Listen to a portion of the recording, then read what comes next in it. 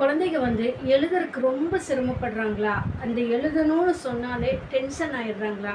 எழுத சொன்னா பதட்டம் ஆயிடுறாங்களா? எழுதவே பிடிக்க மாட்டேங்குதா? நான் உங்கள் உளவியல் சகோதரி எம்எஸ்கே பிரியா. பெற்றோர்களே, உங்களோட குழந்தைகளோட எதிர்காலம் உங்க கையில தான் இருக்குது.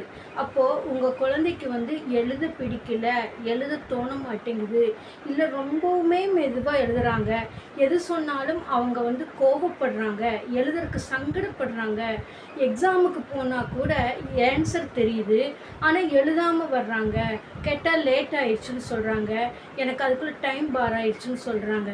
இது எந்த ஸ்டாண்டர்ட் குழந்தைங்க? 5th ஸ்டாண்டர்டு 4th ஸ்டாண்டர்டில் இருக்கிற குழந்தைங்க. அப்போ அந்த குழந்தைகளுக்கு எழுதும் திறன் குறைஞ்சு போயிடுச்சு. இது எப்போ இருந்து அப்படின்னு பார்த்தோம்னா, உங்களோட குழந்தைகள் ஃபஸ்ட் ஸ்டாண்டர்டு செகண்ட் ஸ்டாண்டர்டு போகிறப்ப உங்களுக்கு தெரியாது. இப்போ ரீசண்டாக ஒரு 4th 3rd ஸ்டாண்டர்ட் கிராஸ் ஆனதுக்கப்புறம் தான் அவங்களோட மிஸ்ஸு சொல்லுவாங்க, இவங்க எழுத மாட்டேங்கிறாங்க, ஹோம்ஒர்க் கம்ப்ளீட் பண்ண மாட்டேங்கிறாங்க, எல்லாமே இன்கம்ப்ளீட்டாக கொண்டு வர்றாங்க, நீங்கள் கொஞ்சம் கேர் எடுத்துக்கோங்கன்னு சொல்லுவாங்க. ஆனால் நீங்கள் பெற்றோர்கள் என்ன நினச்சிக்கிறீங்கன்னு, இது பின்னாடி சரியாயிரும், சின்ன குழந்தை தானே, அது ஹார்ட் ஒர்க் பண்ணுது அப்படின்னு சொல்லி நீங்கள் நினச்சிக்குவீங்க. ஆனால் அந்த குழந்தைக்கு எழுத பிடிக்கல, எழுத முடியலைங்கிறது தான் பெரிய பிரச்சனையாக இருக்குது. அப்போ இது என்ன பண்ணுது? அந்த குழந்தைய கம்பல் பண்ணி எழுத வைக்கிறதா, இல்லை டியூஷனுக்கு கொண்டு போய் விட்டு எழுத வைக்கிறதா, அந்த குழந்தைக்கு லேர்னிங்னு சொல்லக்கூடிய பல கோச்சிங் கொண்டு போய் விட்டால் சரியாயிருமானா, இவங்களோட மன இயக்கத்தை கண்டுபிடிஞ்சு மாற்றினா மட்டும்தான் அவங்க இயல்பு நிலைக்கு கொண்டு எழுத முடியும். ஏன்னா கண்ணு பார்த்து மூளை சொல்லி கைக்கு வர்றது தான் எழுத்து. எழுத்துங்கிறது தானாக வராது, கையெழுத்து வரலைன்னு சொல்லி நிறைய பேர் போராடுறாங்க. அப்போ அந்த எழுத்து திறனை உருவாக்குறதுக்கு பெற்றோர்கள் நீங்கள் கொஞ்சம் ரிஸ்க் எடுத்து, உங்கள் குழந்தை ஸ்லோ லேர்னராக இருக்குது, எழுதுறதுக்கு சங்கடப்படுதுன்னா இப்போவே அதுக்கான கைடன்ஸ் எடுத்து அந்த குழந்தைய ஸ்பீடு பண்ணிட்டிங்கன்னா அந்த குழந்தை எதிர்காலத்தில் சிறப்பாக வந்துடும். இல்லைன்னா 10th ஸ்டாண்டர்டு வர்றப்போ தான் எங்ககிட்ட பெரும்பாலும் வர்றாங்க, எங்கள் என் ஸ்டூடெண்ட்டுக்கு எழுத தோண மாட்டேங்குது, எழுத பிடிக்க மாட்டேங்குது, கோவப்படுறாங்க, புத்தகத்தை பார்த்தா பிடிக்க மாட்டேங்குதுன்னு வர்றாங்க. அதுக்குள்ளே 5 ஆண்டு 6 ஆண்டுகள் ஓடி போயிடுது.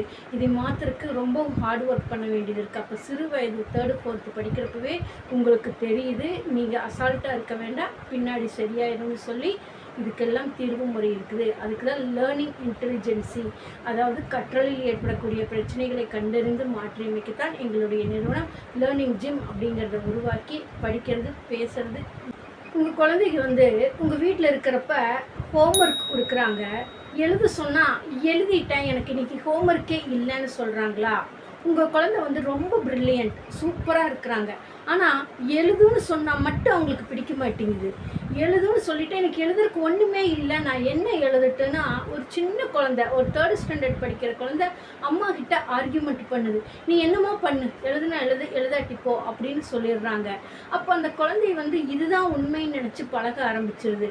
பின்னாடி தான் தெரியுது எழுதுறதுக்கு வரலைங்கிறது. எப்போ அவங்க பேரண்ட்டுக்கு தெரியுதுன்னா, அந்த குழந்தை 10th 11th போகிறப்ப தான் ஸ்கூல் போனப்போ பிடிக்க மாட்டேங்குது, நண்பர்கள் அதிகமாக இருக்கிறாங்க, எதுலேயுமே கவனம் வர மாட்டேங்குது, படிக்க தோண மாட்டேங்குது, படிக்க பிடிக்க மாட்டேங்குது, புத்தகத்து மேலே வெறுப்பு வருது, ஜாலியாக இருக்கிறாங்கன்னு சொல்லி பல பிரச்சனைகளோடு வர்றாங்க. அப்போ சிறு வயதிலேயே பெற்றோர்களுக்கு தெரியுது அது பின்னாடி சரியாயிடும்னு சொல்லி அசால்ட்டாக இருக்கிறாங்க. பின்னாடி எதுவுமே சரியாகாது, அதிகம்தான் ஆகும். விளையும் பயிர் முளையிலேயே தெரியுங்கிற மாதிரி சிறு பிரச்சனையாக இருக்கிறப்பவே அதுக்கான கைடன்ஸை கொடுத்து அதுக்கான லேர்னிங் இன்டெலிஜென்சி, கற்றலில் ஏற்படக்கூடிய பிரச்சனைகளை கண்டறிந்து மறுசீரமைக்கும் பொழுது மட்டும்தான் இயல்பு நிலைக்கு வர முடியும். இது காலமும் நேரமும் எதுவும் செய்யாது, மன இயக்கத்தை கண்டறிந்து மாற்றியமைத்தால் தான் முடியும். இது கவுன்சிலிங்கோ அட்வைஸோ கிடையாது.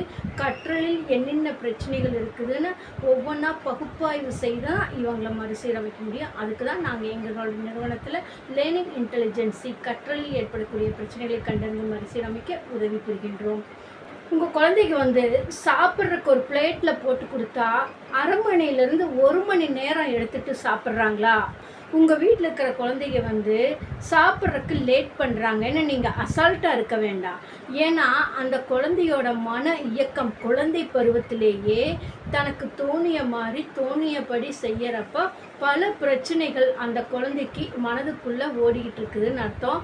இந்த மாதிரி லேட்டாக சாப்பிட்ற குழந்தைங்க பார்த்திங்கன்னா எழுதுறதுக்கு பிடிக்காது, எந்த செயலுமே லேட்டாக தான் செய்வாங்க, படிச்சுட்டேன்னு சொல்லுவாங்க, படிச்சது கேட்டால் சொல்ல தெரியாது. இந்த மாதிரி பல சிக்கல்கள் அவங்களுக்குள்ளே இருக்கும். அப்போ படிப்புக்கும் லேட்டாக சாப்பிட்றதுக்கும் என்ன பிரச்சனைனா, கண்ணில் பார்க்கணும், மூளை சொல்லணும், கை வேலை செய்யணும். ஆனால் ஒரு மொபைல் பார்க்கறக்கு ஸ்க்ரோல் பண்ணுறதுக்கு ஸ்பீடாக வேலை செய்யும். அந்த காகினேட்டிவ் ஸ்கில்லும் அந்த பிரித்து பார்க்கும் தன்மையும் ரீல்ஸுக்கோ ஸ்க்ரால் பண்ணுறதுக்கோ கிடையாது. ஆனால் செயல்முறையில் செய்யக்கூடிய வேலைக்கு இது தேவை. உன்னை பார்த்து அதை சொல்ல தெரியணும், சொன்னதை எழுத தெரியணும். இது வரலைன்னா அவங்களால எந்த வேலையுமே ஸ்பீடாக செய்ய முடியாது. இது உளவியல் சார்ந்த பாதிப்புகளை அவங்களுக்கு உண்டாக்கும். அப்போ சிறு பிரச்சனையாக இருக்கிறப்பவே அவங்கள சரி பண்ணி முறைப்படுத்திட்டிங்கன்னா பெரியவங்க ஆகிறப்ப டெவலப் ஆக முடியும். இல்லைன்னா பெரியவங்க ஆகிறப்ப பிரச்சனைகள் பெருசாக ஆகிடும். இவங்க எதுலேயுமே அடாப்ட் ஆக மாட்டீங்க. உங்கள் சுற்றுப்புற சூழலை சிந்திச்சு பாருங்கள். யாரெல்லாம் இப்படி இருக்கிறாங்க, எத்தனை பேர் வேலைக்கு போகாமல் இருக்கிறாங்க, எத்தனை பேர் திருமணம் வேண்டான்னு ஒதுக்கி வைக்கிறாங்க, பல குடும்ப பிரச்சனைகளை எதிர்கொள்கிறாங்கன்னா இதெல்லாம் தான் காரணம். அதுக்கு தான் எங்களோட நிறுவனம் வாழ்க்கைக்காக முதல் கிளினிக் ஆரம்பித்து ஒரு தனி மனிதன் வளர்ச்சிக்கு தேவையான கல்வி, பொருளாதாரம், உளவியல் அறிவு, சமூக அந்தஸ்து இவற்றில் வெற்றியடைய, வளர்ச்சியடைய, மேன்மையடைய உதவி புரிகின்றோம் MSK மென்டார்ஷிப் ப்ரோக்ராமில்.